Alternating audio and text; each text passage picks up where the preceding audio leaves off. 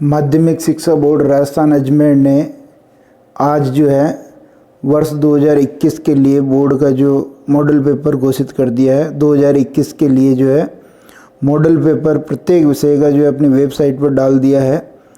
आज दिनांक 15 जनवरी 2021 को हिंदी साहित्य का पेपर भी डाल दिया है।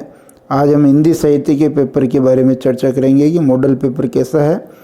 हिंदी साहित्य का जो मॉडल प्रश्न पत्र है कक्षा 12 के लिए वो 2021 के लिए रहने वाला है।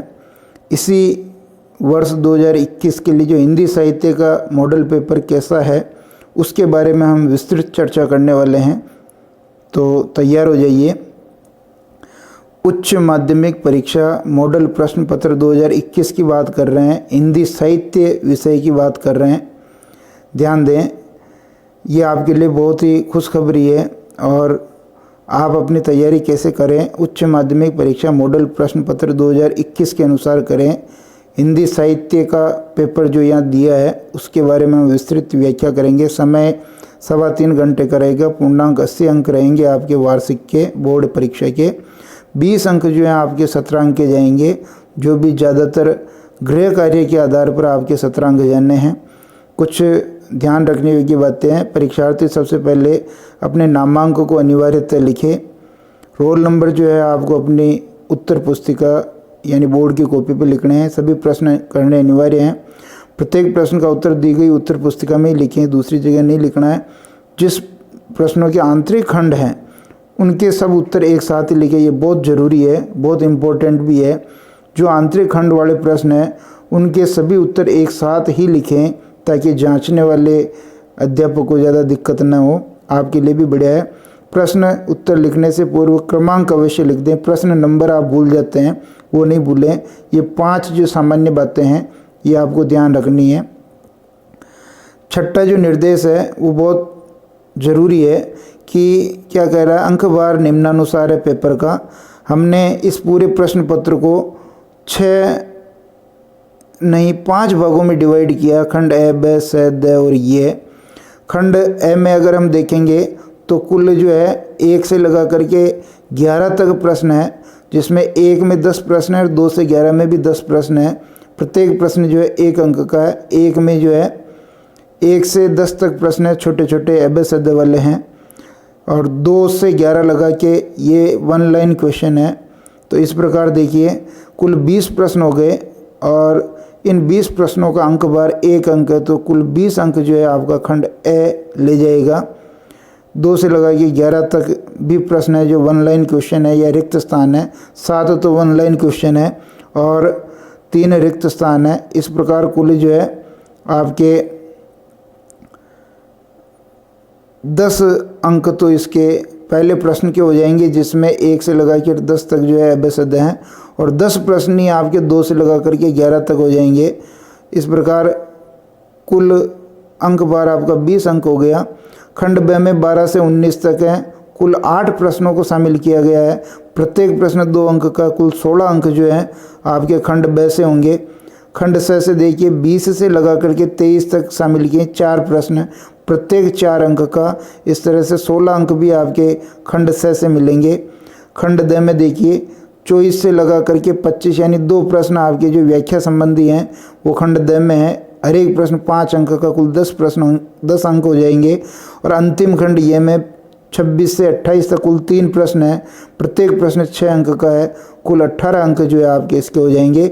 इस प्रकार 80 अंक का ये आपका प्रश्न पत्र होना है और कुल इसमें जो 28 प्रश्न आने हैं ये आपके ध्यान में हो। जोर किस पर दिया गया है, जो मुख्य बात इस प्रश्न पत्र मॉडल में बताई गई है वो देखिए। इस पूरे प्रश्न पत्र को हम देखेंगे तो एक निष्कर्ष हम निकालेंगे कि जोर दिया गया वस्तुनिष्ठ प्रश्नों पर।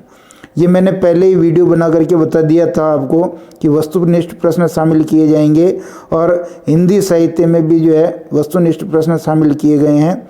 और वो सारे के सारे 10 प्रश्न आधुनिक काल से संबंधित हैं, हिंदी साहित्य के इतिहास से संबंधित हैं, छंद अलंकार से संबंधित है। प्रश्न पत्र देखिए, हिंदी साहित्य का कक्षा 12 खंड ए है। खंड ए में 10 प्रश्न हैं। कितने प्रश्न हैं? खंड ए जिसमें पहला प्रश्न है उसके 10 प्रश्न हैं। खंड ए कुल 20 अंक का है। खंड है, कुल 20 अंक का है।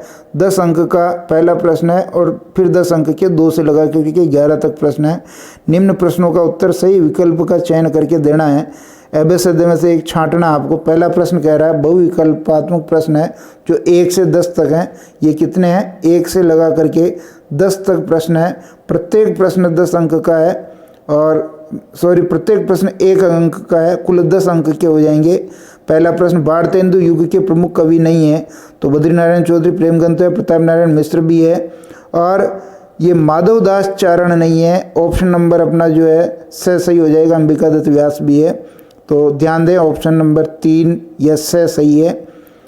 ये भी अपने ही प्रश्नों में से आया था, हमने मॉडल पेपर के प्रश्न पहले दिए हैं वीडियो में।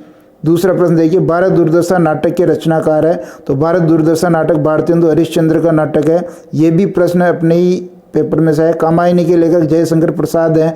तीसरा प्रश्न, ये छायावाद के जो है कवि रहे हैं।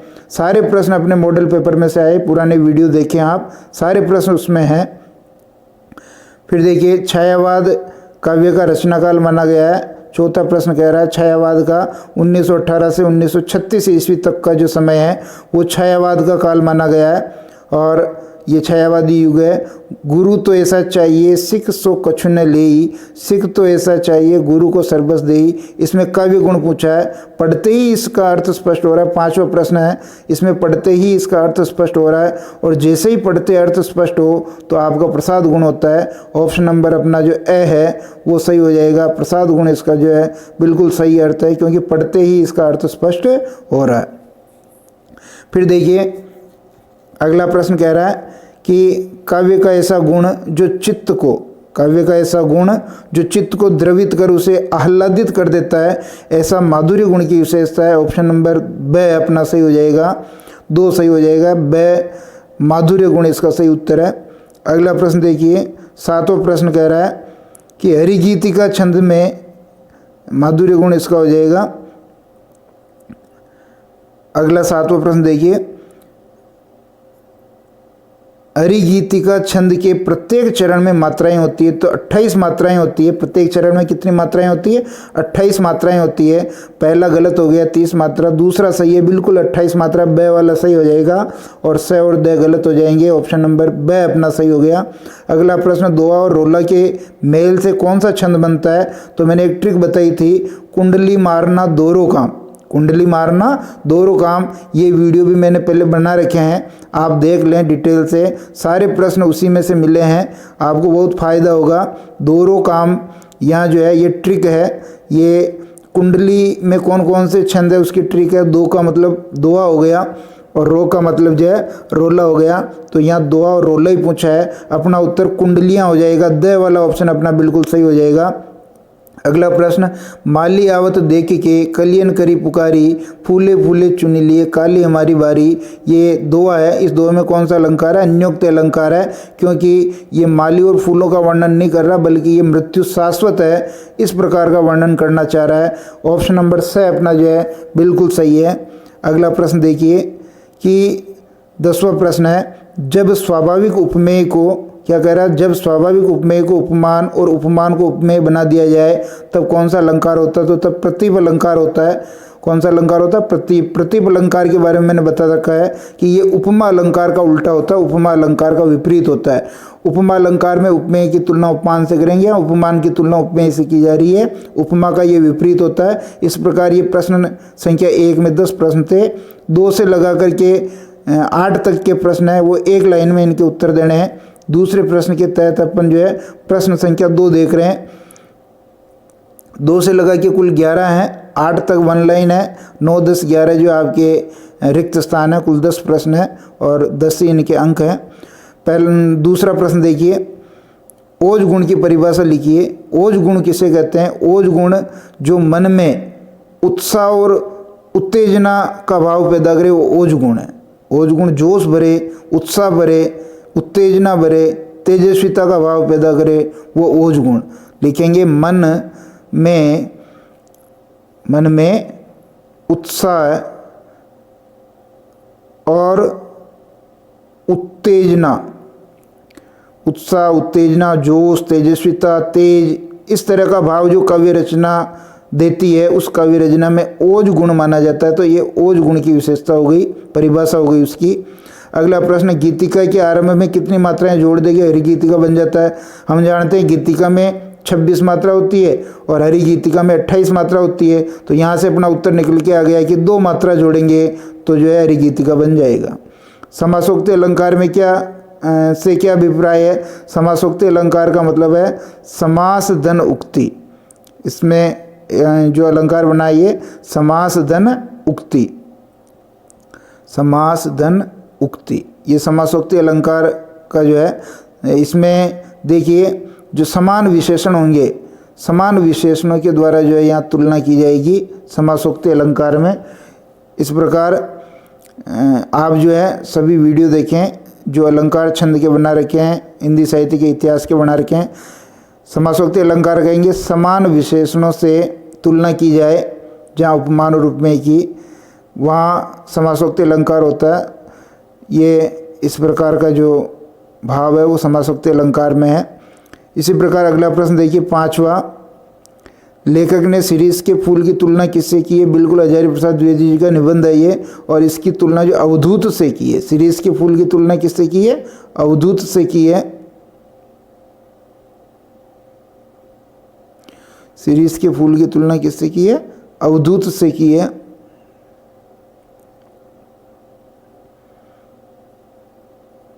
शिरीष का जो पेड़ होता है अवधूत सन्यासी की तरह वो जो है सुख दुख में जैसे सन्यासी निर्भीक रहता है वैसे ही ये सर्दी गर्मी में जो बिल्कुल एक जैसा रहता है, अवधूत से इसकी तुलना की है।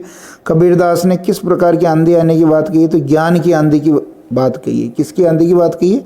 ज्ञान की आंधी की। 7वां प्रश्न यहाँ गलत प्रिंट हो गया, देखिए कबीरदास ने माधव से, तो ये कबीरदास नहीं है, यहाँ होना चाहिए शेखर, क्योंकि बोर का तारा एकांकी से लिया गया है। तो हम लिखेंगे यहाँ शेखर। शेखर ने माधव से उसके कंधों को पकड़कर तख्त पर बिठाते हुए क्या पूछा? तो इन्होंने पूछा था कि क्या तुमने कभी भोर का तारा देखा है? प्रश्न किया था शेखर ने माधव से कि क्या तुमने कभी भोर का तारा देखा है? क्या तुमने कभी भोर का तारा देखा है? इस प्रकार ये प्रश्न जो है शेखर ने जो है माधव से, जो उसका बेस्ट फ्रेंड था, उससे पूछा। 8वां प्रश्न देखिए, सर जगदीश चंद्र बोस ने हमारी राष्ट्रीय संस्कृति का सार क्या बताया? सर जगदीश चंद्र बोस ने हमारी राष्ट्रीय संस्कृति का सार क्या बताया? तो हमारी जो राष्ट्रीय संस्कृति का सार है वो राष्ट्रीय संस्कृति का सार है जो हमारा ज्ञान है, उस ज्ञान का प्रयोग, भारतीय जो लोग हैं वो ज्ञान का प्रयोग जो है केवल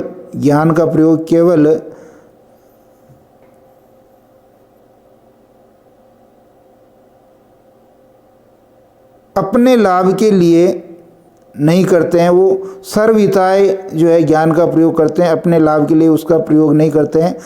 यहाँ जो बात की जा रही थी उनको पेटेंट को लेकर के की जा रही थी, तब इन्होंने कहा था कि भारतीय जो लोग हैं पेटेंट पे ज़्यादा विश्वास नहीं करते हैं, ज्ञान का प्रयोग केवल अपने लिए नहीं करते हैं, वो सबके लिए करते हैं। इस प्रकार का जो उत्तर जो है ये सर जगदीश चंद्र बोस ने दिया था। पेटेंट को लेकर के ये बात इन्होंने कही थी। जब इनसे पूछा था कि पेटेंट करवा लो तो इन्होंने कहा कि भाई हमारा उद्देश्य तो ज़्यादा से ज़्यादा लोगों को लाभ पहुँचे, ये इनका उद्देश्य है। 9वां प्रश्न, ये तुरंत अर्थ स्पष्ट हो जाए ऐसा प्रसाद गुण में होता है। 10वां प्रश्न देखिए, काव्य जिसमें रोला और उल्लल्ला मिलते हैं, रोऊ छक के रोऊं, ये मैंने ट्रिक बता रखी है वीडियो में, पिछली वीडियो देखिए। छप्पई की विशेषता है रोला और उल्लल्ला। इसी प्रकार 11वां प्रश्न देखिए, काव्य में जहाँ पर कारण न होता है काम हो जाए वहाँ विभावना अलंकार। कौन सा अलंकार है? विभावना अलंकार है। इस प्रकार ये 2 से लगा करके 11 प्रश्न। खंड ब आ जाइए, सेक्शन बी, जिसमें आपके 12 से लगा करके प्रश्न है 19 और